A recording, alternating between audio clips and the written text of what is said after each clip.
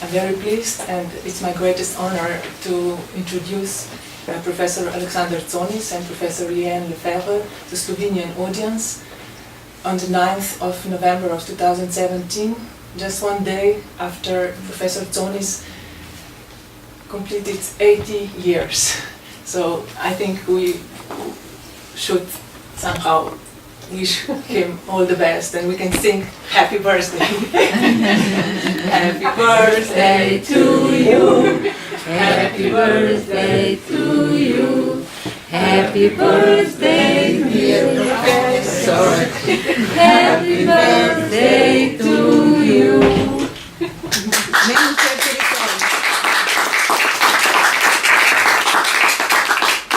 Well, you know, the date of my birthday is actually the 8th of November, and it is between the Russian Revolution, which is the 7th, it's October, but it is November now, and I don't know if you are familiar with the term, the Kristallnacht was the next day, the 9th.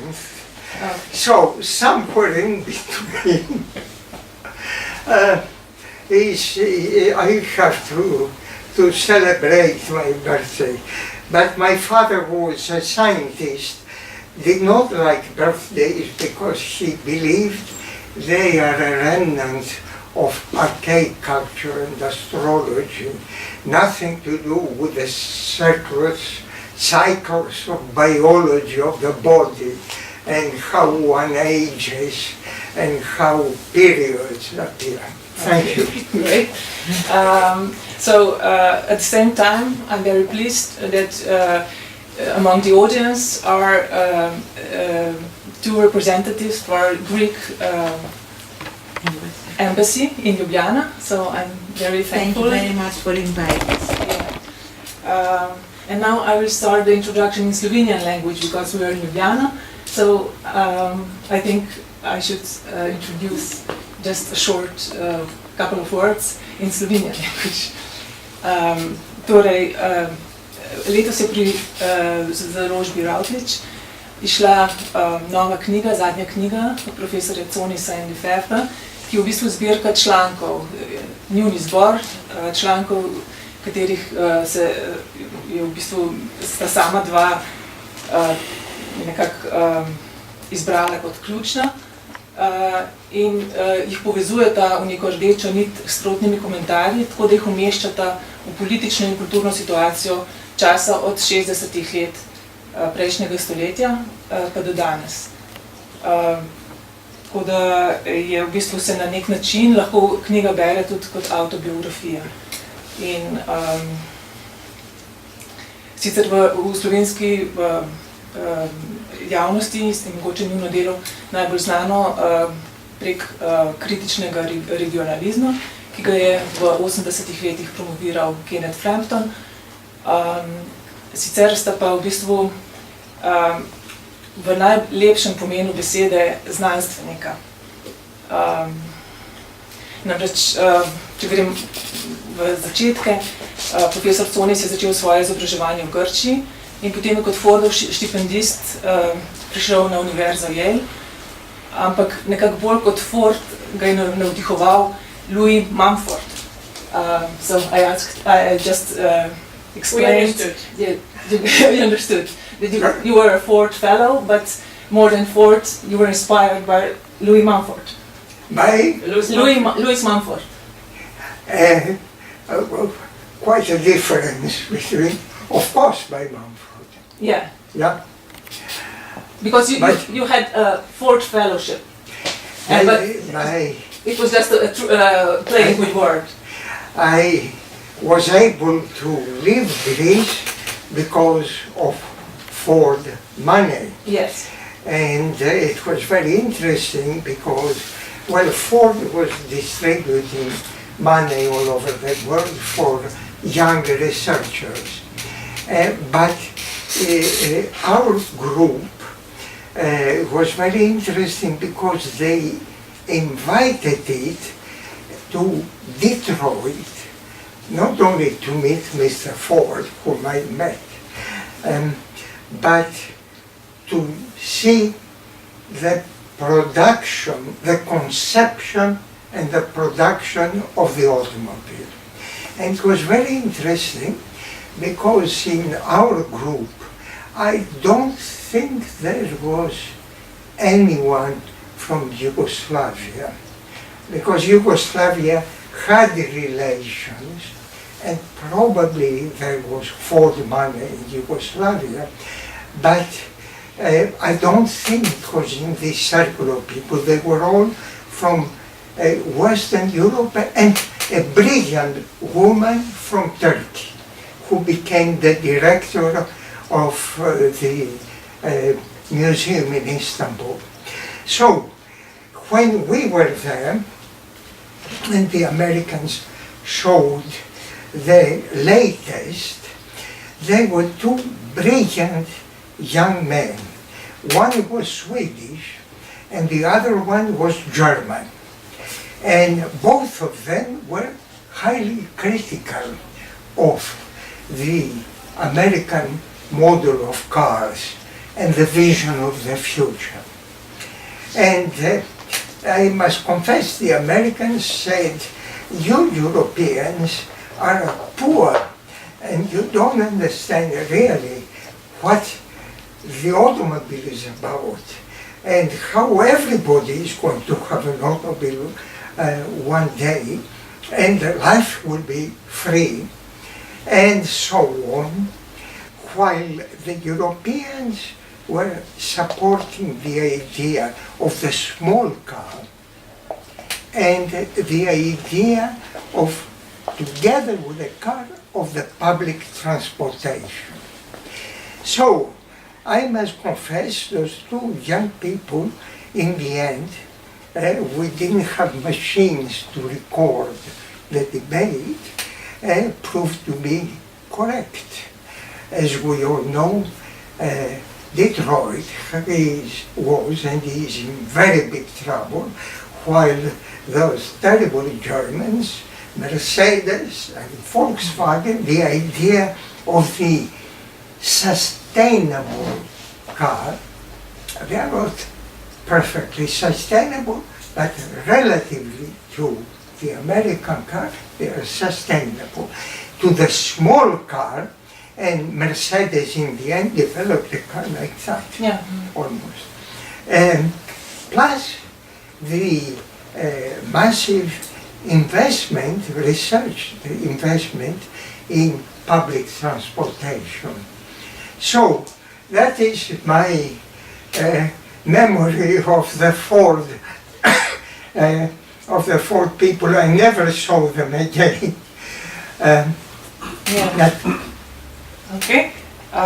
Še v času, ko je študiral v Grčiji, je bil tudi stage designer in sicer je bil tudi art direktor pri kultnem filmu Never on Sunday leta 1959. To je bilo še predno je profesor Tzonis odšel v Ameriko in prvotno se je v Ameriki na Yaleu upisal na dramsko šolo. To se mi zdi zanimivo, da je v bistvu skozi nek humanističen pristop prišel na arhitekturno šolo in so v bistvu glavni nekako vplivi na poleg učiteljev, ki so bili Paul Rudolph, Shadrach Woods in Robert Venturi.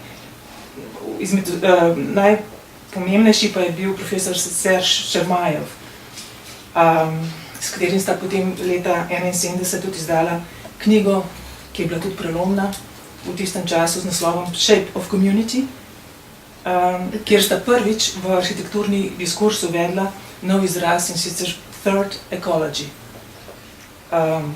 V ozadju tega razmišljanja o ekologiji, sociologiji v kontekstu arhitekture pa sta sama dva tudi v pogovoru omenila, da je sigurno vpliv in vzor Sira Patricka Geddesa, Škota po narodnosti, Louisa Mumforda, ki sem ga že omenila, in pa Švicarja Luciusa Burckhardt. Nihče izmed teh ni bil arhitekt po svoji osnovni izobrazbi, profesor Manford ni bil niti profesor, sploh ni imel v bistvu zaključenega šolanja. To so bili res pionirji. Petri Gedec je bil biolog, recimo po osnovni izobrazbi, ki ga danes obravnavamo kot utemeljitelja sodobnega urbanizma. Njuno delo je že v samem začetku navdihovalo raziskovanje ljudi, ki so prihajali v prostor, v razmišljanje o arhitekturi iz drugih profesij. Tudi profesor Lefaivre je začela v Kanadi študijam psihologije, vendar potem, kot sama pravi, ko je prišla do Foucaulta, je pustila študij psihologije in se je obrnila v študij zgodovine prostora, arhitekture. Mogoče tole, da vam lahko tudi pokažem. To je ta prva knjiga, ki ste jo izdali, originalna. Jaz sem jo prek Amazona naročila kot second hand. Shape of Community. Vam bom tudi okrog pokazala. Se pravi, profesor Šermajev in profesor Tzonis. Ta knjiga je bila v tistem času res prelomna. Druga knjiga, ki jo je pa takoj naslednje leto izdal profesor Tzonis, ima naslov Towards a Non-Oppressive Environment. Tu se pa nekako koketira, oziroma tu so objavljena razmišljanja tudi dveh dosti pomembnih svetnikov, in sicer svetega Tomaža Akvinskega in pa svetega Avguština. Se pravi, da sam profesor je rekel, da je imel v tem času eno zelo težko obdobje in da je v bistvu skozi njuno razmišljanje nekako skušal razumeti zgodovino arhitekture. Tako da v bistvu gre za nek nenavaden kontekst. Prav tako je njuno delo, od leta 1975 sta že par, v bistvu nenavaden kontekst dveh izredno močnih avtorjev, vsakega posebej in skupaj. In v bistvu večina del od leta 1975 do danes, večina publikacij in člankov pišeta v soavtorstvu. Tako da ste res dragulj, ne samo za slovensko občinstvo, ampak tudi v svetovnem merilu. Tako da sem res ponosna, da vam lahko to predstavim. Predavala ste po vseh najpomembnejših univerzah, od Harvarda. Na Harvardu je recimo profesor Tzonis sodeloval z Michelangelom Antonionijem in Giancarlom De Carlom. Giancarlo De Carlo je tudi prevedel to knjigo Towards Non-Oppressive Environment v italijanščino, skupaj s svojo ženo. Od leta 1981 pa je profesor Tzonis učil na Technical University Delft na Nizozemskem, in sicer predmet Design Knowledge Systems. Še to bi mogoče za konec omenila, da je profesor Lefaivre nekako najbolj znana danes po študiju otroških igrišč, tega medprostora Alda Vanajka, katerega stoletnico praznujemo prihodnje leto. Okay. I hope Slovenian was not too hard for you. I just have one question for the start of the conversation for Professor Tzonis. It's from the book under the title Coda. Oh, yes. I will just read it in Slovenian and then I will ask you to. So, v bistvu bom samo dva stavka povedala iz te knjige in potem bo profesor Tzonis komentiral. Napisana je bil ta članek leta 2002. Tu pravi, tako arhitektura, kot tudi veliko število drugih disciplin in profesij današnjega časa se okorišča z delitvijo dela, specializacijo, novimi mediji in novo komunikacijo, kar se je razvilo v neko opulentno globalno prakso. Če se bo delitev dela nadaljevala v tem tempu, se bosta tako oblikovanje kot globalizacija izkazala kot ovira, ne pa kot rešitev. Na ta način namreč postaja oblikovanje ne le visoko razdeljena in razbita aktivnost, ampak tudi tista, ki deli in razbija. So, I was translating the first sentence, and this is about the division of work. Well, this part is the conclusion, on one hand, of the research project we had in the Netherlands, on the other hand, of a real presentation and debate in Singapore, and the theme was collaborative design. That is, why collaborative design, and what is the future of collaborative design and architecture. Now I have to tell you immediately, at that time, that is about 10 years ago, 15 years ago, it was a debate all over the world about collaborative, the great revolution of capitalism introducing collaborative creation as well as collaborative production. Why all that? Behind it was, of course, the fact that the electronic technology of communication, which was before one-to-one, a radio to you, you with a telephone talking to another person.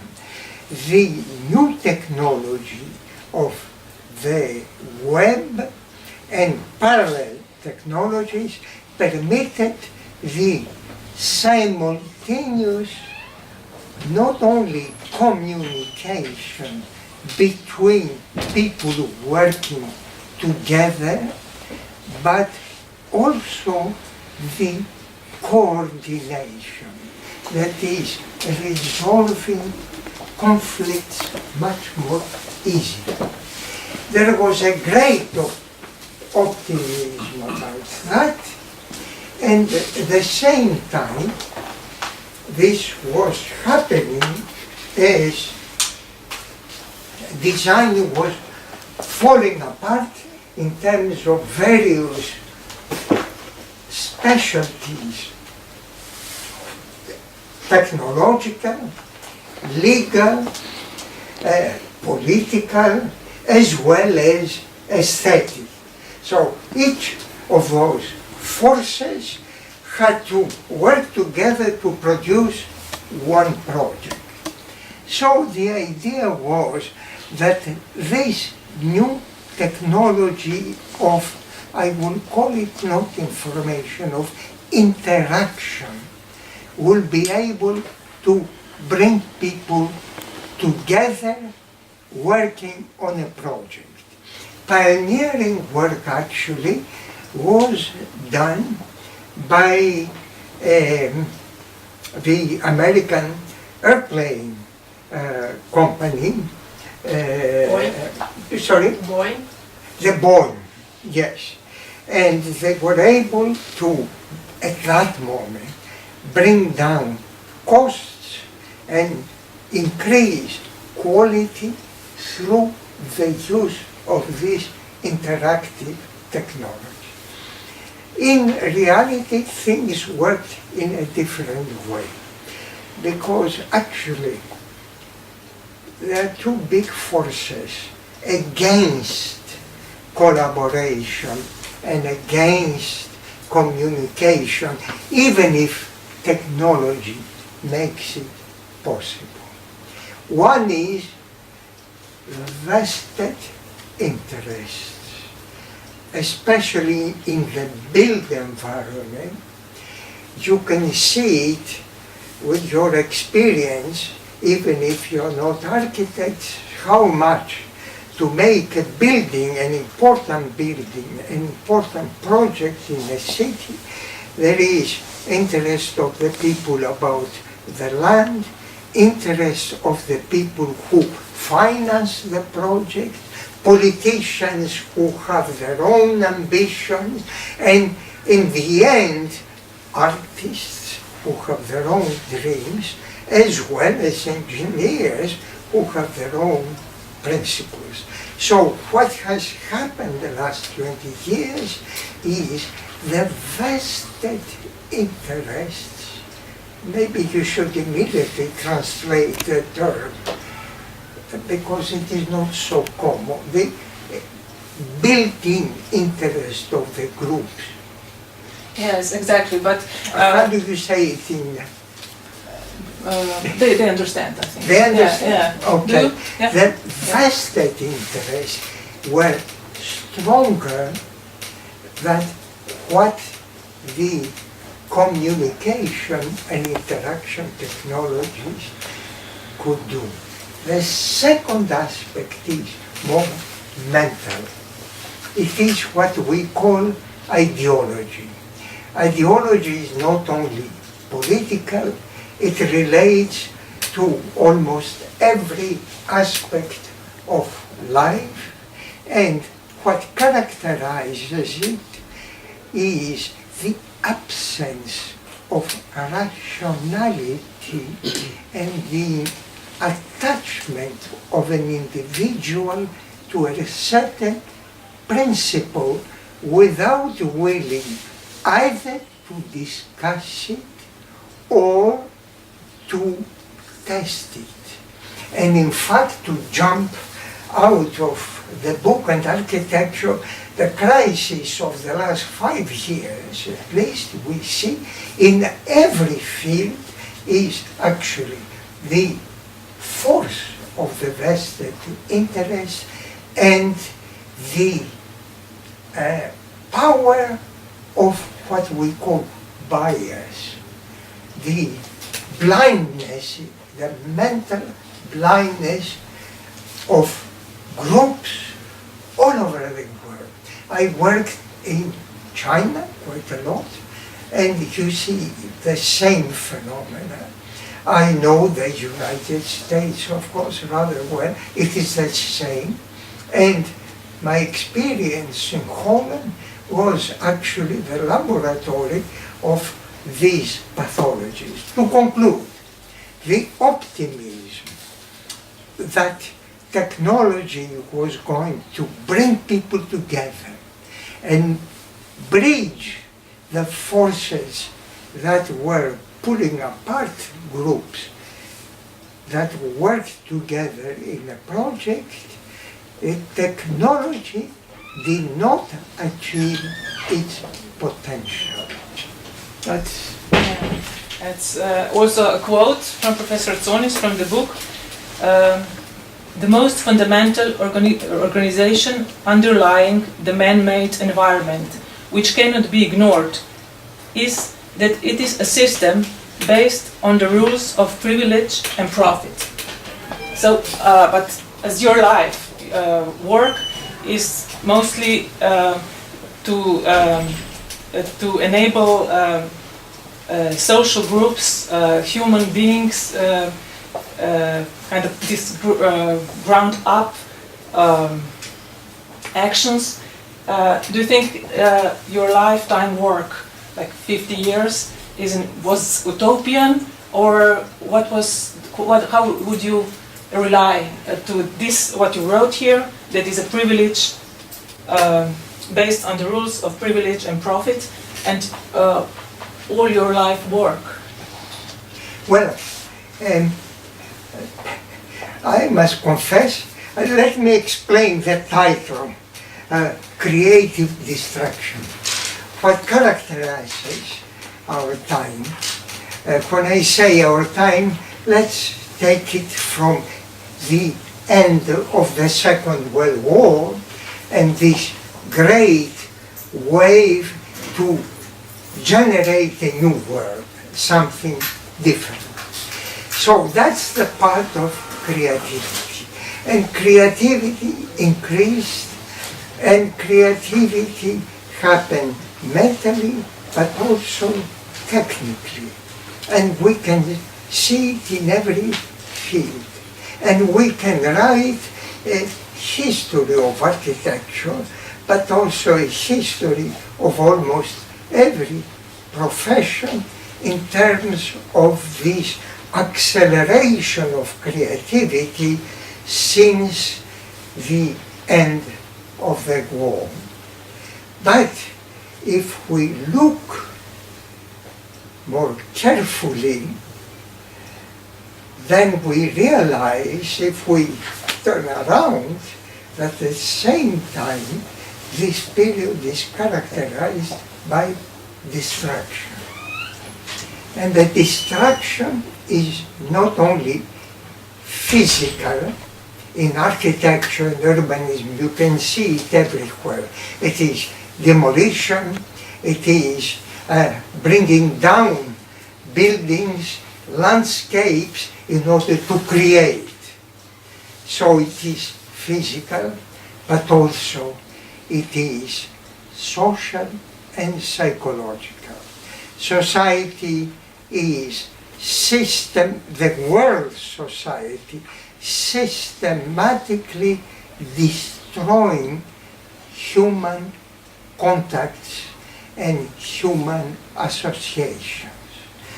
And I have seen that when I was born in Greece, I have seen that happen with an accelerating speed in Greece, but also a great example of that is the United States. And now, Europe. What is characteristic, therefore, of our time is this tremendous force of doing new things, that's creativity, and at the same time of destroying physically, mentally, socially, and psychologically. Now let me give an explanation also of the title. I don't know how many of you know this expression, creative destruction. Does anyone know how it happened? Well, recently it became very popular.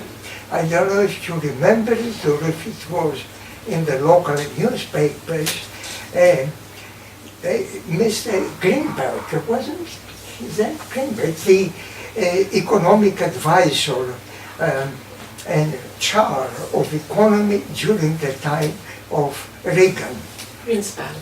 Greenspan, yes. Now, Greenspan wrote a very interesting autobiography, and the key concept in the autobiography is creative destruction. And he said, what we need, we meaning primarily, of course, the United States, is to accept destruction, because without destruction, we cannot create. But the story has a longer past. It was an Austrian economist Schumpeter, who left Austria in the 30s and went to Harvard, who tried to explain the vitality of capitalism and created this expression that capitalism destroys, but at the same time capitalism creates. However, the story is even older. Nietzsche, in his highly pessimistic mind, saw everywhere the force of creativity implying power, conflict, and destruction. But there was another person, a big beard, Marx, who said that without destruction, capitalism cannot survive. He meant something technical, actually. The way through which economy works, through which industries and corporations eat each other to be able not to create, to be able to control, and part of the control process is creativity. So, in short, it is difficult to see what Marx implied. If the future of humanity without capitalism is going to be without destruction, and to what degree it will be able to continue being creative. The fact is that young Marx was obsessed with the idea of creativity in the sense that people shift their specialization and their intelligence from poetry to mathematics to fishing, actually. And because the essence of humanity is change, which in a different structure of the world does not have to be created. So to conclude, the simple idea in this book is not at all the history of the debate I told you. It is simply to say that if we look at what architects and urbanists and planners did during the last almost century, is amazingly creative, that is, changes, bigger things, different things, but also amazingly destructive, not only through physical destruction, but also spiritual, psychological, and human. That's excellent. Maybe in this point we should ask for a replica from the audience. Oh? Okay. Professor Lefaivre also wrote a book named Rebel Modernists, and it's mainly about Viennese social housing. And regarding to our situation of social housing nowadays, which is very much criticized, I just want to ask one question, just for Professor Lefaivre, about the financial construction of the social housing in Vienna, which is also described very well in the book. So I may have to look at the statistics in the book itself, but I think more well known outside Vienna than contemporary social housing is the social housing of Red Vienna. Yeah. That's very well known. Yeah. The Karl Marx Hof and the George Washington Hof. They're still beloved buildings in Vienna, and there was a terribly interesting economic paradigm behind, a financial paradigm behind the construction of that particular social housing, which is interesting because it's a very early form of what will become the post-World War II tendency all over Europe, which is the Keynesian idea that if you invest in public work, it'll boost the overall macroeconomy. That is offshore. That is no, it's the opposite of offshore. It's really, it couldn't be closer to home. Really, it's a very targeted, and it's perceived in the post-war period. But I think the first time in Vienna in the post-World War I period, not as charity, not as philanthropy, not as moral goodness alone, but as a smart investment on behalf of the government, on the part of the government. And as a matter of fact, what the social housing of the 1920s and 30s in Vienna immediately is associated with in everybody's mind is the great luxury of these housing projects, and the fact that they weren't devoted. It was a very different model than a dormitory approach to housing. They were all the social housing of Vienna was linked to public transport. It was nurtured with a very expensive social and cultural program. People were so poor in Vienna. It had the worst housing situation in Europe before the First World War.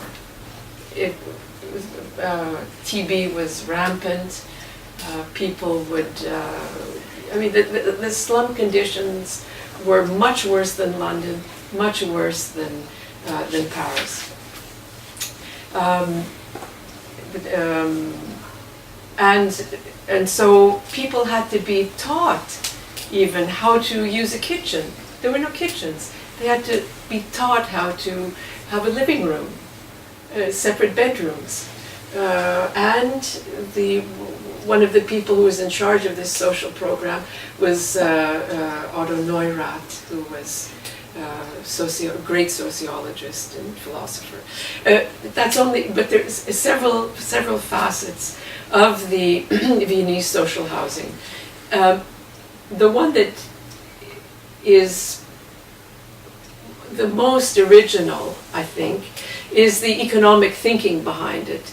The economic thinking was the work of a banker who was the vice president of one of the biggest Viennese banks before the First World War, and who decided to join the social democratic government of Vienna in the post-war period. Like a lot of people in Vienna, a lot of the great people who created Red Vienna could have kept on being bankers.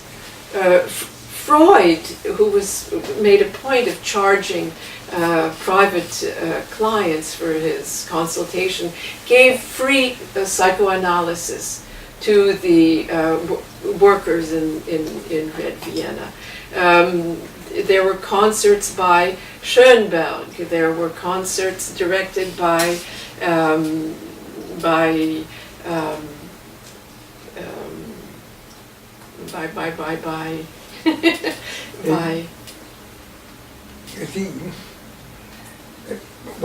anyhow, I mean, every field.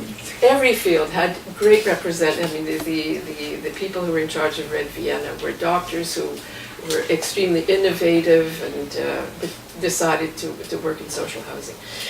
Now, the difference between all the small-scale social housing that went before and the social housing of Red Vienna is that because it was initiated by a banker, this banker knew about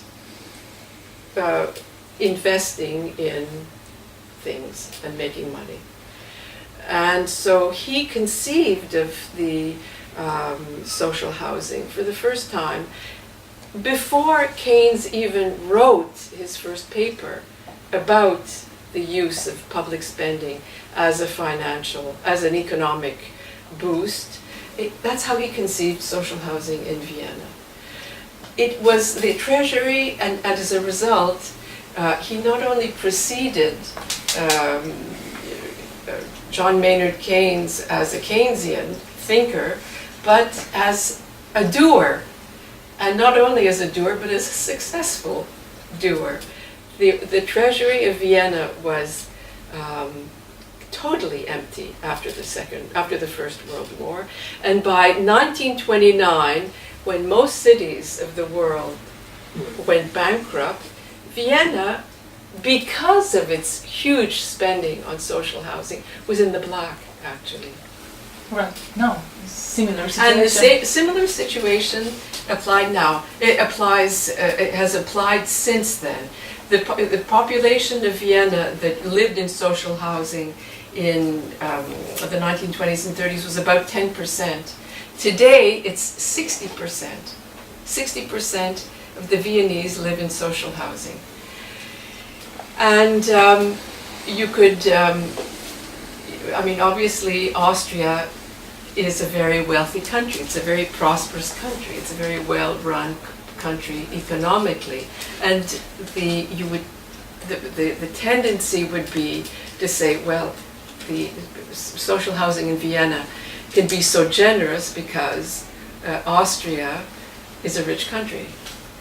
But the opposite, and it's true, but the opposite is also true. One of the reasons Austria is a rich country is that it invests in extremely high quality social housing. If you want to ask me how that works, Yes, please. then I have to look at the book for some statistics. But grosso modo, it creates a tax base. In spite of the fact that 60% of social housing in Vienna, of the population of Vienna, lives in social housing, the price of social housing is very low. Why? Because it's very well organized. It's an economy of scale, basically. The reason Vienna's social housing budget is so high is that the country can afford it.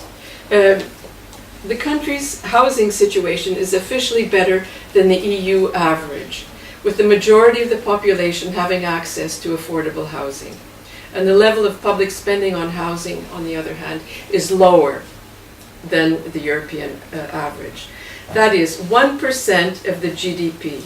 Austrians enjoy 41 square meters of living space per capita, and 90% of the housing stock is A standard. That is, it's a OECD measurement. That is, it's the highest standard.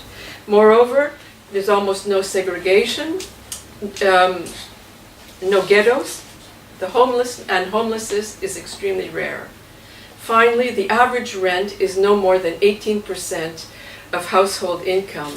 Again, way below the European average. So in Paris, it can be 50%. So the reason the country is so economically robust is because of its public spending. The tax money collected as a result of this stimulus policy has allowed Vienna to invest in infrastructure up to now. There was a big economic crisis in Austria in 2014 because of the bad banks.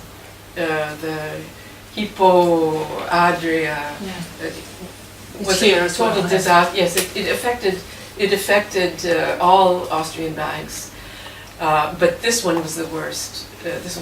But it cost the country 18 billion. It cost the government. It cost the central bank 18 billion euros. Before that, the investment in social housing on the part of the government was close to 600 million a year just for the city of Vienna. Mm-hmm. In France, it's half of that for the whole country or something. Mm-hmm. So we're talking, the amount of money invested is huge, and still the returns are such that it ends up being a very good investment. Basically, the reasoning is that it frees money up and creates a tax base that again goes back into the economy, which is a typical Keynesian idea. So I can, if anybody's interested in more detailed, buy this book. And if anybody's more interested in the details of the macroeconomic thinking and the statistics, I think is as interesting as the social housing of Vienna is today, architecturally. And by the way, architecturally, it's extremely high quality. All the very great architects of Vienna have worked in social housing, and almost all offices have worked in social housing. and they're very good. I mean, everything is controlled, everything is regulated, and what's interesting about this extreme regulatory system is that it allows for immense variety. There's hardly any standardization, or it can be avoided if there's a will to diversify the kind of housing that you want. As a result, you've got housing projects with saunas, pools on the roof, social housing, extremely luxurious. And affordable. And affordable, yes. And adapted. I mean, there's social housing project. There was one social housing project that was started in the 1990s for women alone, for instance. The only people who were allowed to have the lease were women. They could live with men or not. But the people who were the holders of the lease were women. And a lot of the people who moved there were women with children who wanted to make sure that they'd have a safe environment. And so this housing project was one of the first to go back to the Red Vienna model of the big enclosed, a perimeter block with an enclosed court or garden or park where children could play safely.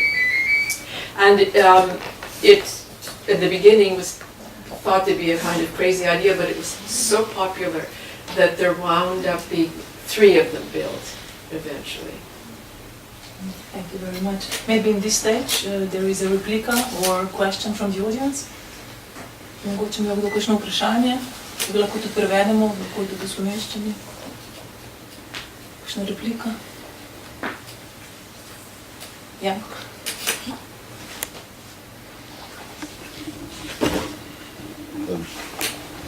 Thank you very much for very deep insights in this special spatial problematic, because I think that it's, on one hand, is really very difficult to understand the human condition on the earth, if I use Hannah Arendt term, because the perspective is very wide, from the single personal being through social interactions, where can grow creativity, and to understand these global instrumental organizations. And I think that your work really understands all 3 layers. And I'm very interested for the beginning of critical regionalism, because I really think that this is maybe one of the most important thoughts in the space which can open human creativity on Earth, which was produced in 20th century. But if we understand globalism, we can understand that in 90s the whole global system was against critical regionalism, but after the fall of globalization in 2008, I think that we understand that something deeper happened. I think it's really very important to find again these seats which were opened through critical regionalism, and I understand that you were both in this beginning, in this archy of the movement, because it was a movement which really understand that globalization can't solve the complex problems of our planet, and that we really need to understand the special, spatial, regional conditions, and really to open global attitude which can be able to understand it. And I think it's really very important exactly in this moment, because without critical regionalism we can't solve the problem between Catalonia and Spain through the open European or world perspective. I think what you're saying is that the creative potential exists more in critical regionalism than in globalization. Of course. Yeah, with this, I am a little bit reluctant. I had my ups and downs. was the idea of regionalism. And when we brought in the idea was to make people wake up from the mood of the 1970s and 80s period, which was postmodernism. Postmodernism came as a reaction, of course, to the mistakes, to the horrors of modernization, but also was a reaction, I must confess, of the architectural profession, that they had a wisdom, cultural wisdom, that nobody else managed to master, and that is pure architecture. This idea of pure architecture was elaborated and spread around, autonomous architecture as it was called, and as a result of that, at around, I would say, beginning of 1980s, you have a very bizarre phenomenon of architects talking against the oppressive forces of standardization, of modernization, applying themselves the worst kind of standardization, which was buildings that looked historical, that looked cultural, that the only people who liked them were actually the architects themselves. Now, at that moment, and I won't bother you with the fascinating details, Lucius Burckhardt, who was a Swiss sociologist associated with a group of Swiss such as Max Bill and others for bringing to modern architecture the idea of modernity. Modern architecture was not a style, it was the idea of making a new life through architecture which was emancipatory, which was better than what existed. Now, this did not happen. Lucius had to leave Zurich and started this movement in Kassel, and in fact one of the people which is not so well known associated with that was a group of artists, like boys. Those are boys, and they brought out the idea, was one of the first groups of sustainable, not destructive architecture. So, in the middle of all that, it was a small group, we were asked to bring our point of view. And in fact, it happened at a celebration of modern architecture at Harvard, which was a celebration of Werkbund. And what came out of this conference was that the idea of modern architecture as a new way of life, a better way of life, a non-oppressive way of life, became in the end a style and a form. But the question then remained, what next? So, what we said was not regionalism, but realism.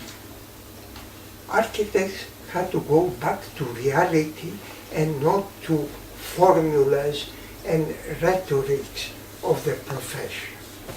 That was the idea. Very quickly, it became popular and was destroyed.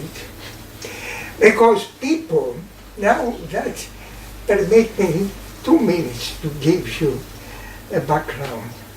And you know, being part of the Balkan world, you know a little bit about it. Regionalism, which we thought was going back to the earth, back to the people, back to reality,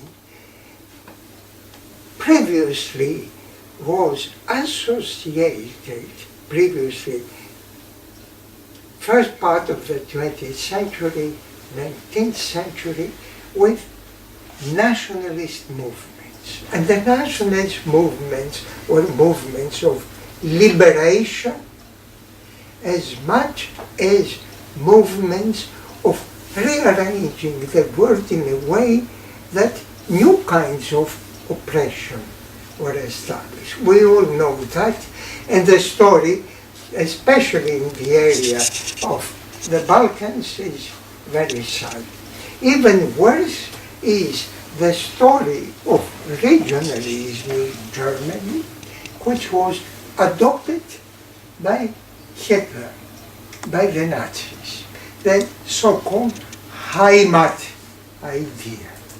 And the Heimat idea was in many respects very correct, because the so-called modern architects did many mistakes, did many things detached from reality, and many Nazi architects with common sense did housing projects which were much more habitable. The fact was that visually they were dispersing the ideology of back to earth, back to blood, and a very aggressive ideology in the end. So,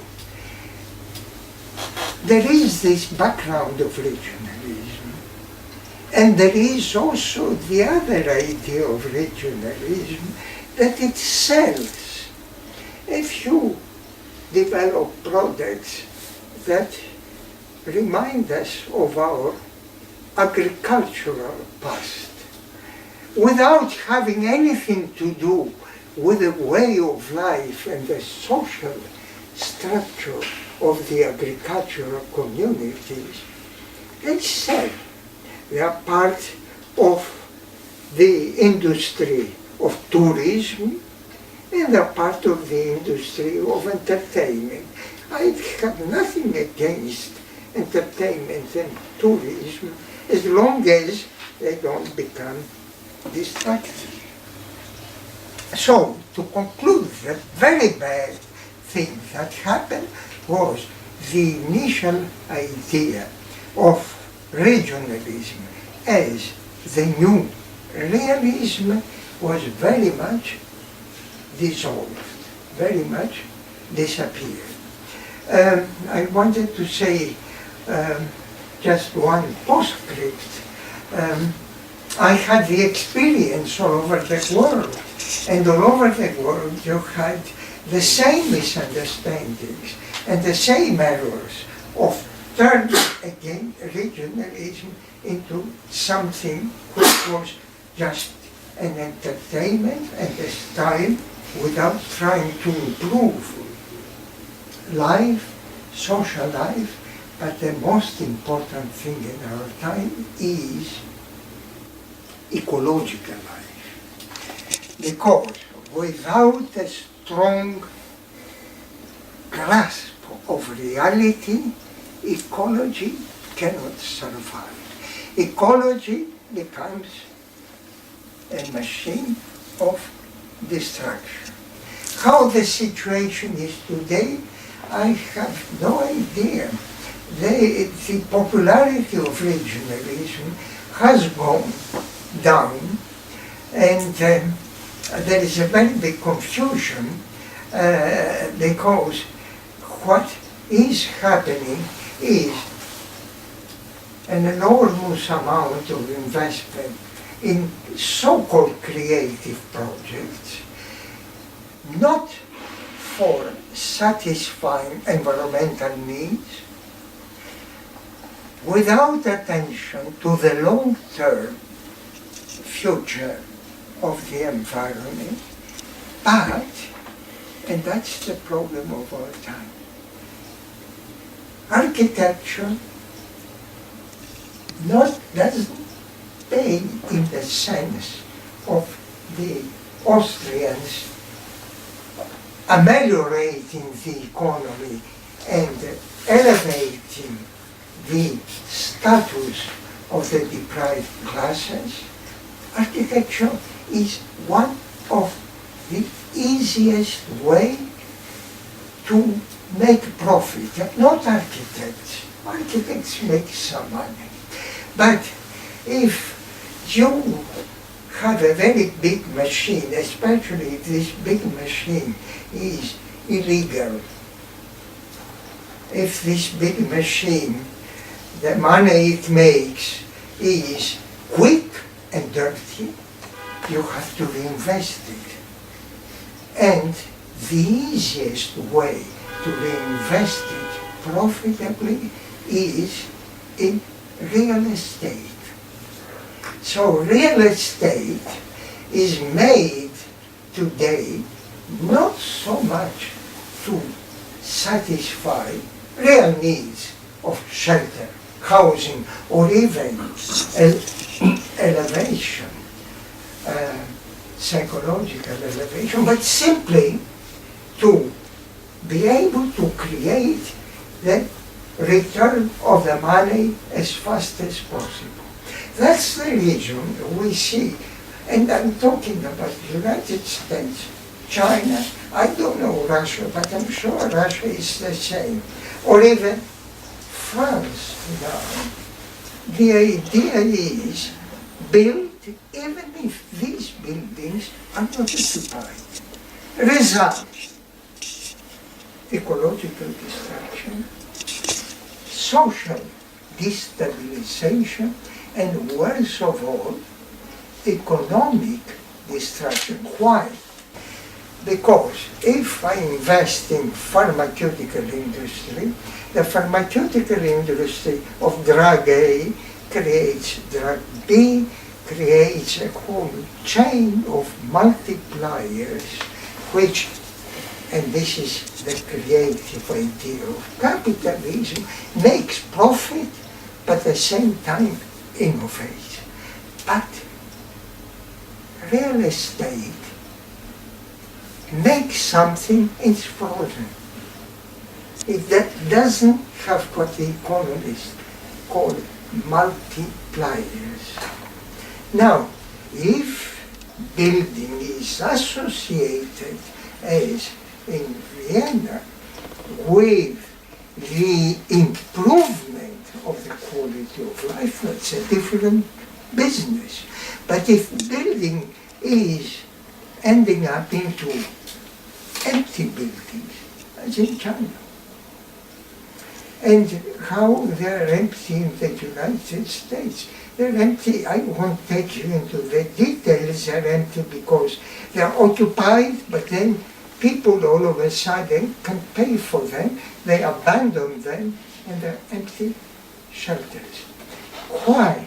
Because fundamentally, from east to west, from north to south, we have this very destructive force of investment, which in the end destroys even the system of capitalism.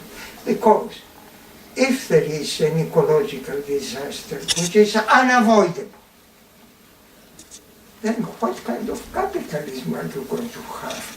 When there are no people, there are no houses, when you have what we can call the desertification of our world. I finish with a little parable. In fact, when in ecology you have highly aggressive species that dominate and consume the whole environment, this is what leads to real deserts. That's the past of the Gobi Desert, that's the past of the deserts of Northern Africa, and so on. So, this little metaphor might remind us to what can happen even to our own capitalist economy without any revolutions, but simply out of this phenomenon of self-destruction whereby architecture plays a role, not architects. Architects, whether they like it or not, they have to design and build. But the framework within which they do that is what is really the problem. Well, the question is also whether globalization has a monopoly on destruction. Regionalism also has, and has had in history, at least an equally destructive potential. And in a way, it's one of the great motors that keeps history going. And when things get out of balance, when there is no balance between the creative potentials of globalization, because it's not always been for the worst. We're benefiting today from globalization from many points of view. There is, in Europe especially, a tendency towards regionalization. Brexit is, I don't know how creative Brexit is. In Austria, there's an Oxit movement too. I don't know how creative that is. And the reason that we introduced the word critical with regionalism is that it relativizes something that can be taken as an absolute good or an absolute bad. It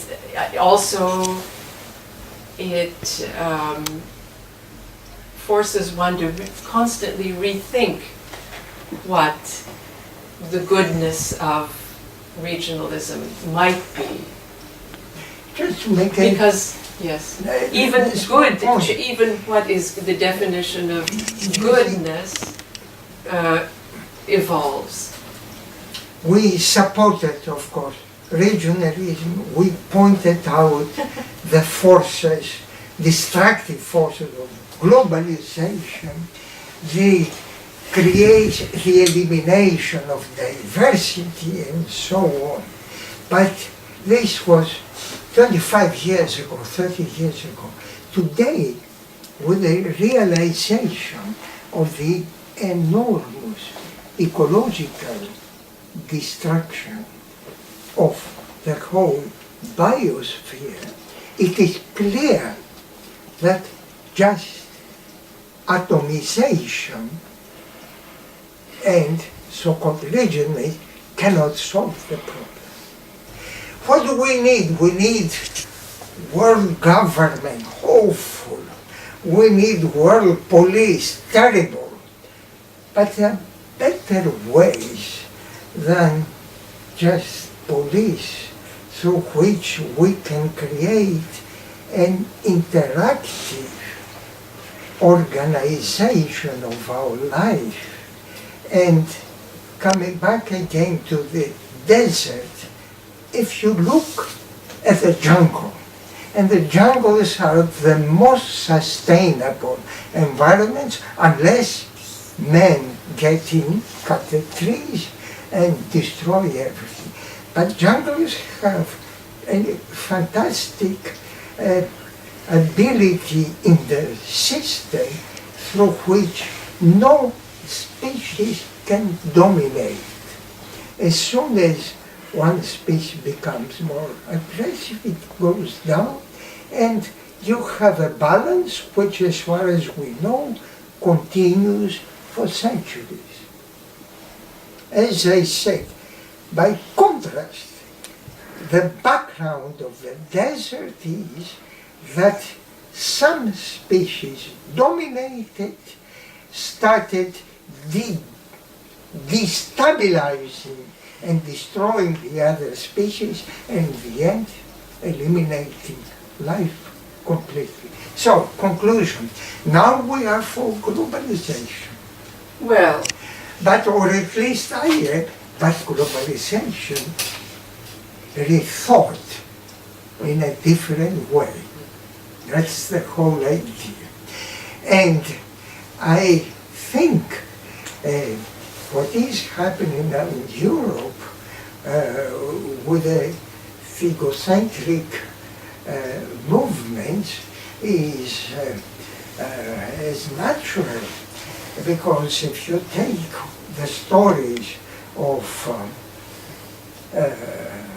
Valencia, Barcelona, Scotland, and so on, you see how uniformalization, which is a form of globalization, that is local globalizations, were a disaster. However, if you, I believe, if you let free the blind forces of autonomy, we are heading definitely for another type of disaster. There are people, there are groups who revolt so passionately against centralized authorities, in Greece also, that they are against inoculation. They say inoculation is an invention of control. So people should not be inoculated. Well, beautiful, freedom. And the result is, as in Greece, there is now an epidemic of one of those baby diseases which we thought they were controlled. They're not. Why there is an epidemic? Because inoculation, which is a centralized globalization. I'm sorry to say, its roots come out of the idea control people. Now, I don't want to. but that's I love China, and I love all forms of China. Now, south, east, west, outside of politics. And I'm not particularly a friend, although I'm professor in Beijing. I don't support blindly what Beijing does. Well, you remember the terrible epidemic, not bird flu, but it was another respiratory yes, it was bird flu. epidemic. Now, the Chinese immediately, the Red Chinese, as they call them, prohibited people for a period to get out of their house. And of course, because it's a well-organized police system, they could do that. In a very short time, it disappeared. Now, our friends in Taiwan, who just got rid of Chiang Kai-shek and celebrated the freedom, they were against any kind of law and regulation. That's 10 years ago. As a result, when the health services said nobody should circulate for a week, they all went in the streets. And there was a big problem, health problem in Taiwan.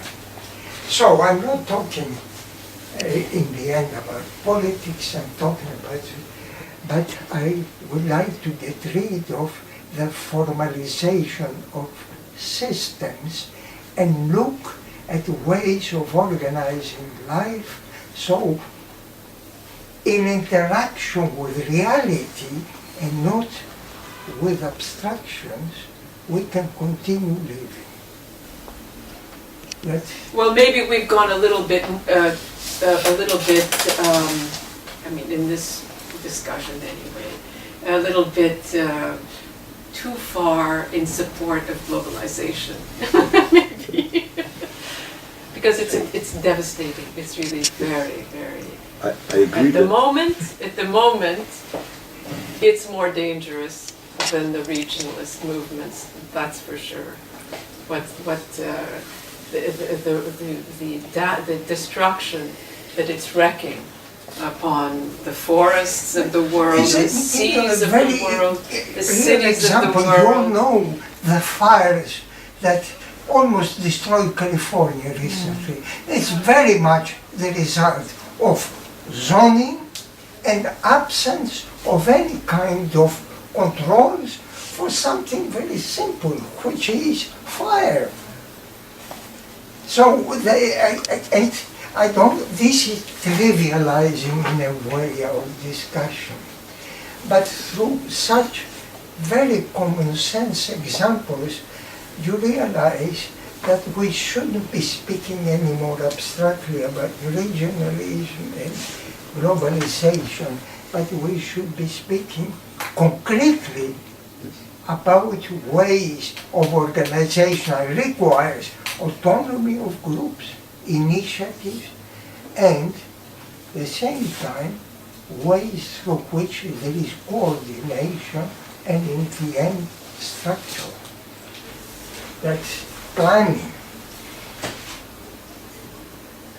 This is very important, I think, but I think too that regionalism is problematical if it is closed, autarchical, and if it looks only on its own area.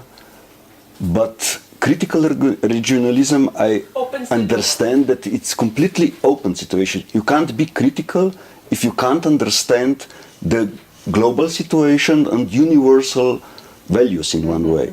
And I think that critical regionalism really has chance because it is a field between these two, how can I say, points, which are all the time in one way destructive and excluding each other. Because of that, I really understand critical regionalism like a possibility how we can understand global situation and the local conditions in the same time. And I think that this unique field, which understands both parts of the problem, can be very important in 21st century. Well, that's why we were so interested in Lewis Mumford, because he spelled things out.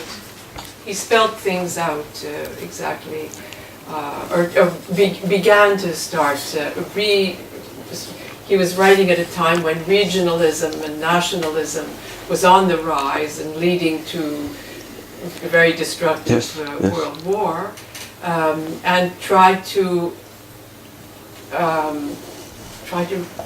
get people to rethink the values of the local, but without abandoning the possibility of a universal, a global system. And that was very, very innovative at the time, extremely innovative at the time. And in fact, not many people understood this position of Lewis Mumford's at the time.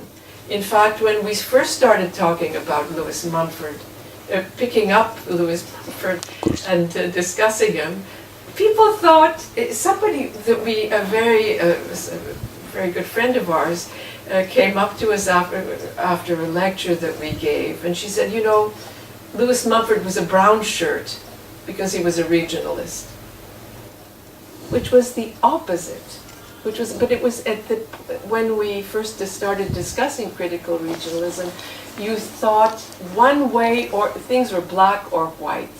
You were either a regionalist, which meant you were backward looking and sectarian and defensive and at war with the rest of the world, or not. It was there was no other way of thinking about what it could be to be a regionalist.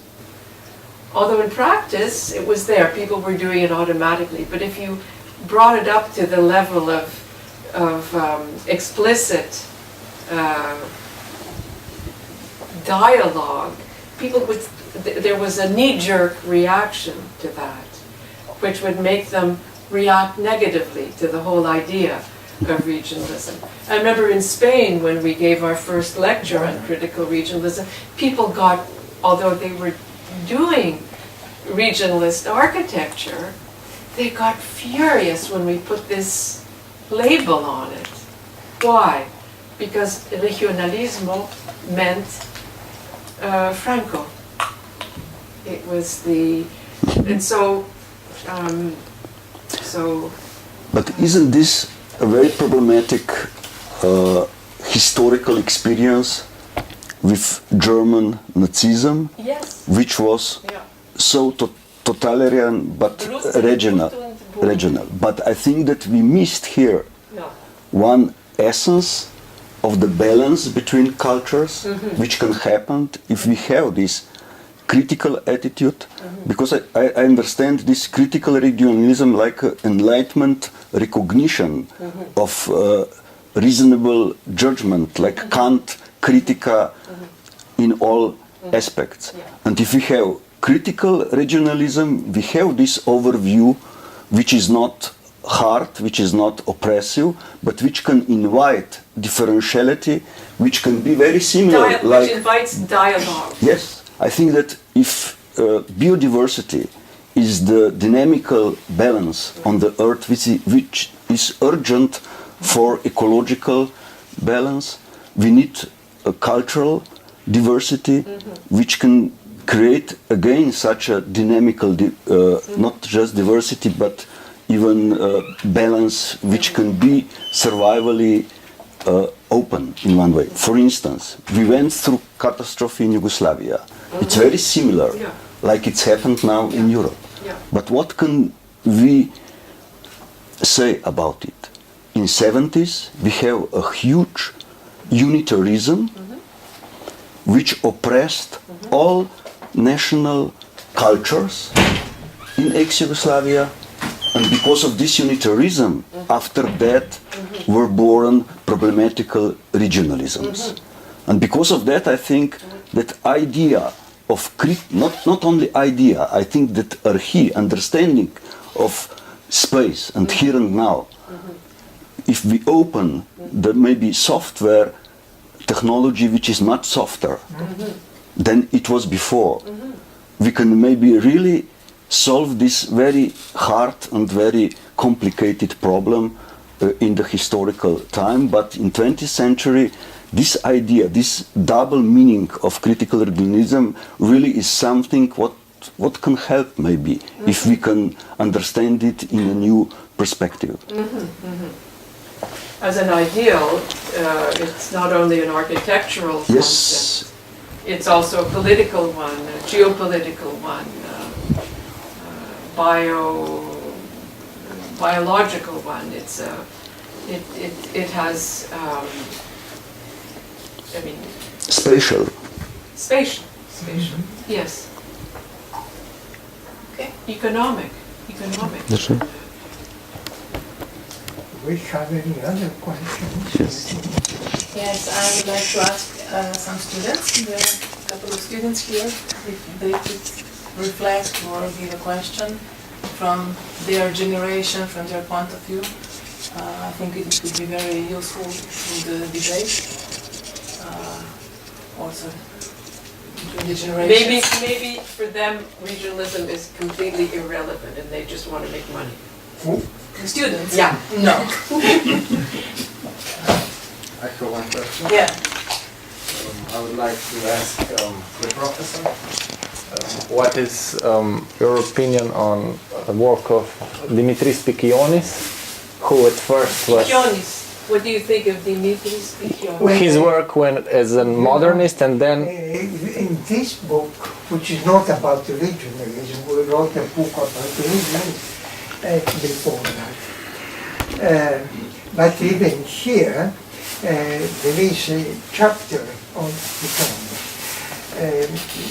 Pikionis was a fascinating personality who understood the potential dangers of mindless modernization.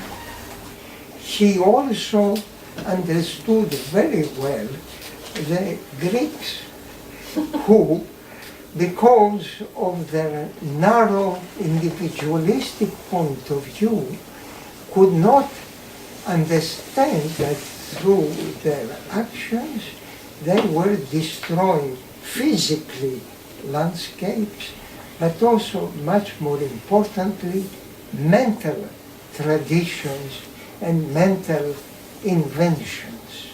So, Pikionis was a very peculiar person because he spent most of his time talking, and most of his time, in fact, trying to communicate to people problems. Still, he left us with one, to me, of the greatest 20th century works. And this is not a building, but it is architecture. It is a path. Yeah. Now, why this is, first of all, it's in a way an invention, because we don't have many precedents of a path that functionally serves not only cultural purposes but also social. So, what is the idea of the path? The idea of the path is to create an environment through which people can be in contact with each other, which is de-alienating. In other words, react, and he was reacting against the materialism of the post-Civil War Greek society, which in fact was destroying the social fabric. And developed this concrete environment whereby the idea is interaction between people in process and environment. An environment which is natural but also cultural, memory. So it's a unique, actually, project, to me more important than the World Park in Barcelona and so on, because it combines all those levels towards one goal, which is the value of the region as a mechanism of better life. Why better? Because he reacts to the Civil War destruction of Greece, which happened a few years before. Now, very few people know Pikionis, who was actually a royalist and a very conservative man politically, was against the exhibition of private property, the exposition of private property. So when he was assigned the Axoni project, which was a housing project. He, in a very utopian way, he didn't want, first of all, demarcations, walls, garden walls, to point out what is public and what is private. But actually he wanted street and house, public and private, become one ambiguous fusion. So as he said, if somebody was a little bit tired walking through the street, he could step inside the garden of somebody and have a rest.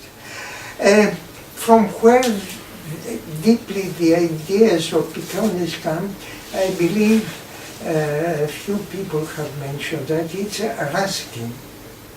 And Ruskin has his Christian side, and Piccionis was very deeply Christian, but Christian in the proto-Christian apostolic, I don't know if that term, the community way. And he was a regionalist without being nationalist. It's very bizarre. We shouldn't be spending more time for Piccionis, but he was ecumenical. He believed that community is global, it's not Greek. Now, interestingly, I presented Piccionis in China, in Taiwan actually, and I mentioned several of those ideas, and they told me that Chinese were doing that thing centuries before.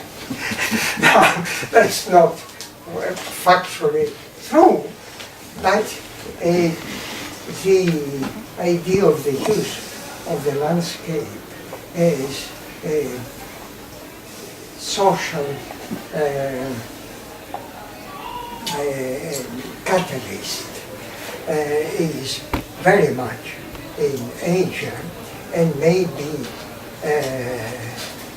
even stronger than in the West.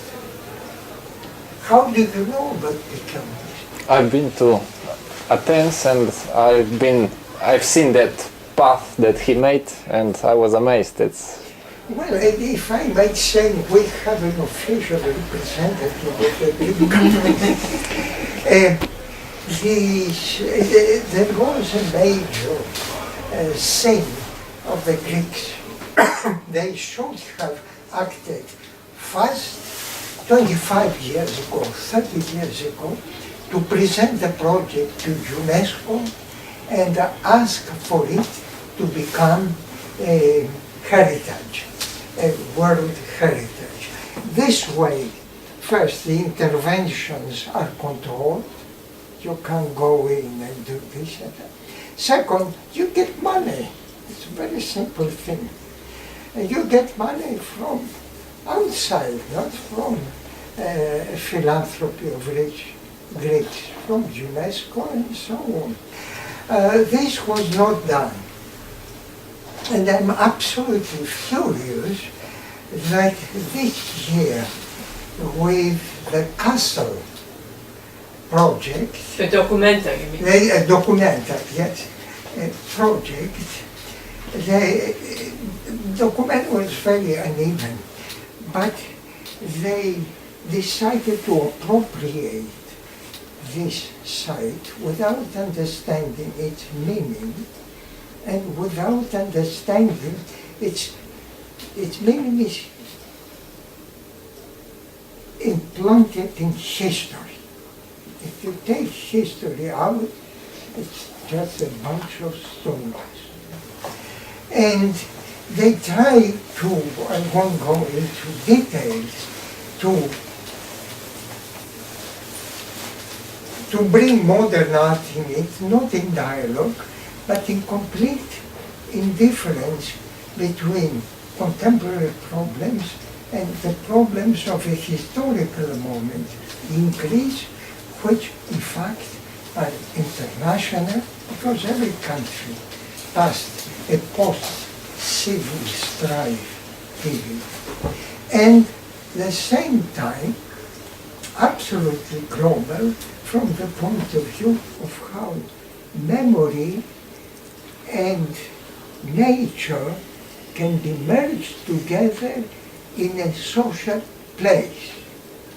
And you can ridicule if you want Tzonis and say all those things, that he was a stupid royalist and he was half-educated and this is very easy to deconstruct a person, but what's the use of it?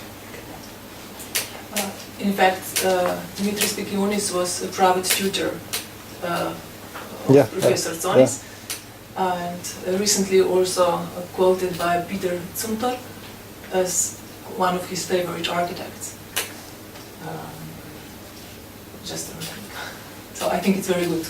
I was amazed by Pekionis because he was quite strict modernist in a way, but when I saw the work of this path,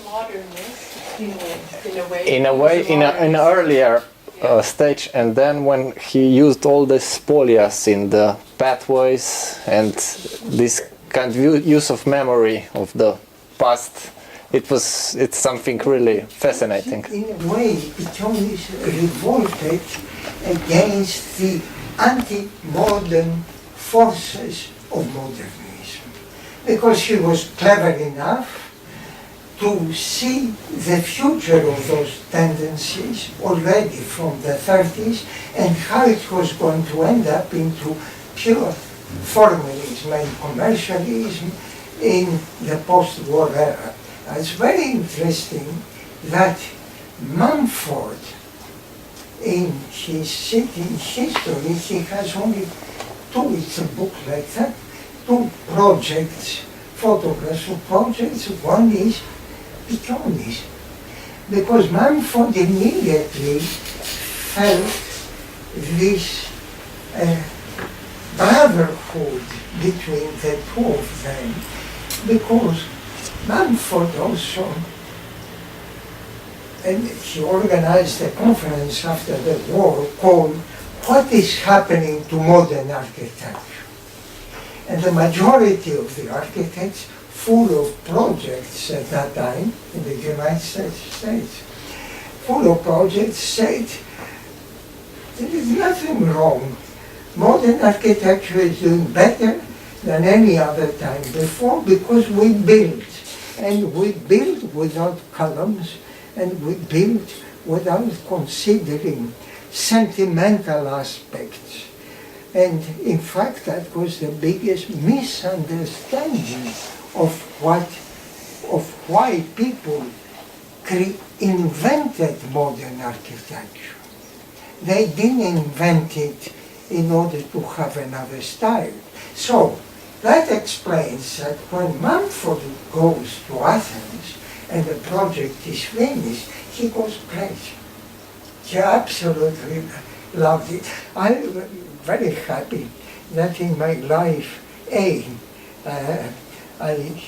Tzonis was in a way my teacher, private teacher, and B, I met very little Mumford, and we had some discussions in relation to those problems of what is modern architecture and what is the place of regionalism inside this movement. And Mumford in the end said, this is all very boring. I'm interested only in one thing, the danger because of the nuclear weapons. And I don't give lectures about that. He gave a lecture for me because I organized an exhibition. I must confess my best friends boycotted it because they thought Mumford is an old man. What is he telling us anymore which he hasn't said already? So, Mumford, instead of reacting to this critic, he said, I'm not even interested in what they think of me, what they say. I'm interested in the future of the nuclear weapons. And that was his last writings are exclusively about that. Thank you very much. What they say. Any more questions, replicas, suggestions? Maybe, maybe from Greece? How do you feel walking on the pathway to the Acropolis? It's very interesting, of course, always. It's, do you feel, maybe you have some different memories? You're probably not an architect by yourself. Your perception must be a bit different than perception of an architect. Could be more emotional, I think, than anything else. Emotional. Yes. In connection to the culture? Or? To the cultural, to what is happening there, what kind of a center it was, what kind of conversations they were having, what it was standing for. From that point. Thank you very much. Thank you. Thank you very much for the discussion, for the introduction of the ideas, for the questions, and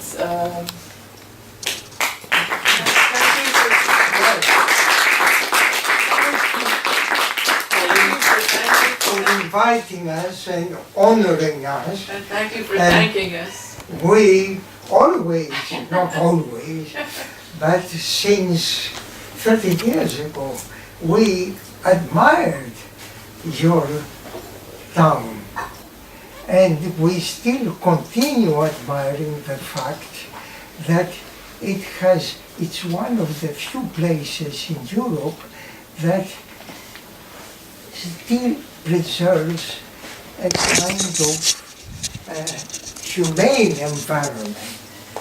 So that is one thing, and I will come back to myself. I knew about Ljubljana in America. I told you the story. Yeah. And I knew it in the 1960s, actually.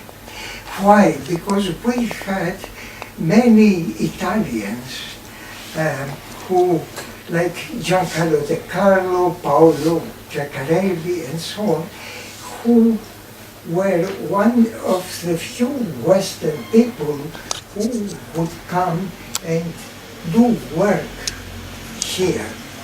And they were very much impressed about the quality of the school. And also a debate which somehow it's not so well known, that it was not only in Ljubljana but in Yugoslavia in general, that the ideas of participatory architecture and self-organizing groups in industry, but also, I don't know to what degree in architectural projects, it was debated.